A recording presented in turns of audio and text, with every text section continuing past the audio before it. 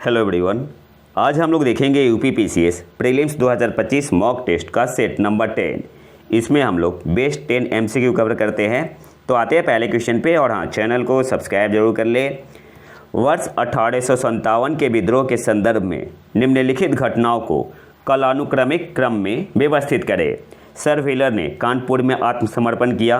दूसरा आपका है चिन्हट की लड़ाई। तीसरा है आरा की घेराबंदी। और चौथा है मंगल पांडे ने एक ब्रिटिश अधिकारी पर गोली चलाई। तो सबसे पहले आपका हुआ था मंगल पांडे ने एक ब्रिटिश अधिकारी पर गोली चलाई कब? 29 मार्च 1857। तो सबसे पहले आपका 4 होगा। फिर आपका होगा सर व्हीलर ने कानपुर में आत्मसमर्पण किया 27 जून 1857। तो 4 के बाद आपका होगा ए। फिर आपका होगा चिन्हट की लड़ाई 30 जून 1857। तो फिर आपका होगा 2। और आरा की घेराबंदी 27 जुलाई 1857। तो 3 4 1 2 3 कौन से ऑप्शन में है? तो ऑप्शन बी आपका यहाँ पे सही आंसर होगा। अगले क्वेश्चन पे आते हैं। बाकी डिटेल यहाँ पे दिया हुआ है और पीडीएफ मैंने ऑलरेडी टेलीग्राम चैनल पे डाल दिया है। अगले क्वेश्चन पे आते हैं। LVM 3 के संदर्भ में निम्नलिखित कथनों पर विचार करें। पहला क्या है? यह एकल चरण वाहन है जिसमें एक ठोस स्ट्रैप ऑन मोटर और एक तरल कोर चरण है। तो ये आपका गलत है। LVM में 3 स्टेज होता है। दूसरा क्या है?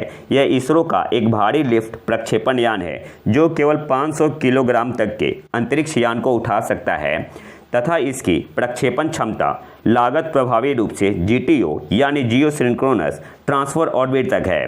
तो बाकी सब तो सही है, लेकिन यहाँ पे 500 किलोग्राम नहीं होगा, 4000 होगा, 4000 kg।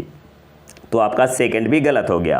तो कौन सा कथन सही है? तो पहला भी गलत है और दूसरा भी गलत है। ऑप्शन डी आपका यहाँ पे सही आंसर होगा, नीदर 1 नॉर 2। अब इसे थोड़ी डिटेल में देख लेते हैं। जो LVM है, LVM 3, ये आपका इसमें 3 स्टेज है। Two solid strap on motors, S200 नाम है। और एक आपका है लिक्विड कोर स्टेज, L110 इसका नाम है। और तीसरा आपका है, जो तीसरा स्टेज है, high thrust cryogenic upper stage, इसे C25 कहते हैं। इसलिए आपका पहला स्टेटमेंट गलत हो गया। याद रखना है S200 क्या है? तो सॉलिड स्ट्रैप ऑन मोटर्स है, एक बूस्टर है एक तरीके का। फिर आपका L110 क्या है? तो L फॉर लिक्विड, ऐसे आप याद कर सकते हैं, लिक्विड कोर स्टेज है। और C25 क्या है? तो high thrust cryogenic upper stage है। S200 जो है सॉलिड मोटर दुनिया के सबसे बड़े सॉलिड बूस्टर में से एक है जिसमें 204 टन सॉलिड प्रोपेलेंट होता है। और जो लिक्विड L110 स्टेज में 115 टन लिक्विड प्रोपेलेंट के साथ एक ड्यूअल लिक्विड इंजन कॉन्फ़िगरेशन का इस्तेमाल होता है। और C25 क्रायोजेनिक अपर स्टेज में, जो अपर स्टेज कौन सा है? C25 है। ऐसे भी पूछ सकते हैं कि अपर स्टेज कौन सा है? C25 क्रायोजेनिक अपर स्टेज में 28 टन ईंधन लोडिंग वाला पूरी तरह से स्वदेशी हाई थ्रस्ट क्रायोजेनिक इंजन लगा है जिसका नाम क्या है? CE20। तो CE20 क्या है? तो स्वदेशी हाई थ्रस्ट क्रायोजेनिक इंजन है। ऐसे भी आपसे एग्जाम में पूछ सकता है कि CE20 क्या है।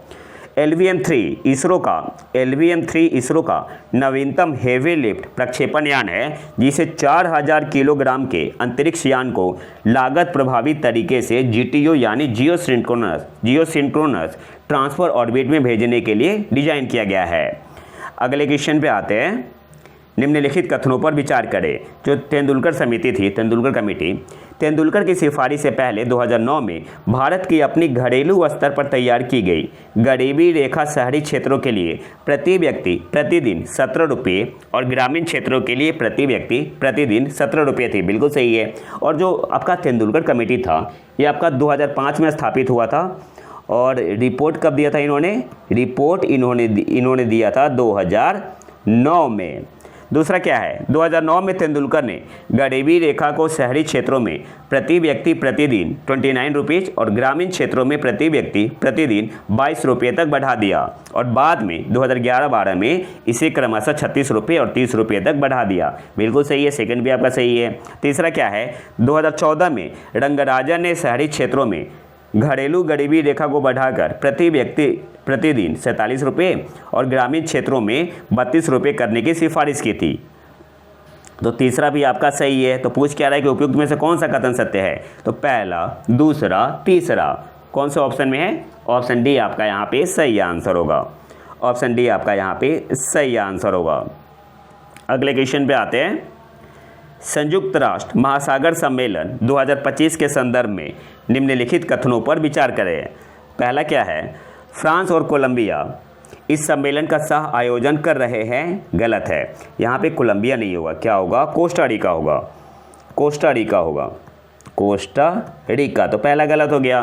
सम्मेलन का व्यापक विषय है महासागर के संरक्षण और सतत उपयोग के लिए कार्रवाई में तेजी लाना और सभी हितधारकों को संगठित करना। तो एग्जैक्टली बिल्कुल सही है आपका। तीसरा है, यह संयुक्त राष्ट्र द्वारा महासागर पर आयोजित पहला सम्मेलन है। तो नहीं, 2025 में आपका तीसरा था, ये थर्ड एडिशन था, तो तीसरा भी गलत हो गया। तो पूछ क्या रहा है कि कौन सा कथन सत्य है, तो केवल दूसरा आपका सही है। कौन से ऑप्शन में है, ऑप्शन सी आपका यहाँ पे सही आंसर होगा। अगले क्वेश्चन पे आते हैं। थर्मल इक्वेटर, थर्मल भूमध्य रेखा क्षेत्र से तात्पर्य है। तो जो थर्मल इक्वेटर है यह ऐसा क्षेत्र है जो सूर्य से अधिकतम ऊष्मा प्राप्त करता है और भौगोलिक भूमध्य रेखा से अलग है। ऑप्शन ए आपका यहाँ पे सही आंसर होगा। जो इक्वेटर है उससे अलग होता है और ये ऑसोलेट करता है, तो ऑप्शन ए आपका यहाँ पे सही आंसर होगा। अगले क्वेश्चन पे आते हैं। भारत के संविधान के संदर्भ में निम्नलिखित पर विचार करें। पहला क्या है, 26 नवंबर 1949 को भारत की संविधान सभा ने भारत के संविधान को अपनाया। ये आपका बिल्कुल सही है। दूसरा क्या है, भारत का संविधान 26 जनवरी 1950 को लागू हुआ, जिसे हम गणतंत्र दिवस के रूप में मनाते हैं। बिल्कुल सही है। संविधान सभा की पहली बैठक 9 दिसंबर 1946 को हुई थी। सही है। 2015 में भारत सरकार ने 9 दिसंबर को संविधान दिवस घोषित किया। ये गलत है, यहाँ पे क्या होगा, 26 नवंबर होगा, 26 नवंबर। तो कौन सा सही है, 1, 2 एंड 3 कौन से ऑप्शन में है, ऑप्शन बी आपका यहाँ पे सही आंसर होगा, केवल 1, 2 और 3। अगले क्वेश्चन पे आते हैं। निम्नलिखित में से कौन भारत के संवैधानिक निकाय है। तो जो यहाँ पे आपका दिया हुआ है भाषाई अल्पसंख्यकों के लिए विशेष अधिकारी, हाँ ये आपका संवैधानिक निकाय है। राष्ट्रीय अल्पसंख्यक आयोग, नहीं ये नहीं है, ये आपका वैधानिक निकाय है। ये आपका है वैधानिक निकाय, वैधानिक निकाय एक्ट लाके बनाया गया था इसे। और कौन सा एक्ट था, ये आपका था national commission for minorities act 1992 parliament के द्वारा। तो तीसरा तो आपका वैधानिक निकाय हो गया। राष्ट्रीय पिछड़ा वर्ग आयोग, हाँ बिल्कुल संवैधानिक निकाय है आपका। राष्ट्रीय अनुसूचित जनजाति आयोग संवैधानिक निकाय है। राष्ट्रीय अनुसूचित जाति आयोग, ये भी आपका क्या है, संवैधानिक निकाय है। तो 1, 3, 4, 5 कौन से ऑप्शन में है, ऑप्शन बी आपका यहाँ पे सही आंसर होगा। अब इसे थोड़ा डिटेल में देख लेते हैं।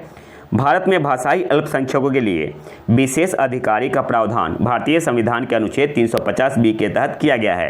तो आपका संवैधानिक हो गया।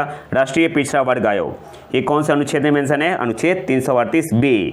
और एक कौन से अमेंडमेंट एक्ट से बना था, तो 102वें संविधान संशोधन अधिनियम 2018 के द्वारा। राष्ट्रीय अनुसूचित जनजाति आयोग, इसकी स्थापना हुई थी भारतीय संविधान के अनुच्छेद 338A के तहत। और राष्ट्रीय अनुसूचित जाति आयोग अनुच्छेद 338 में है।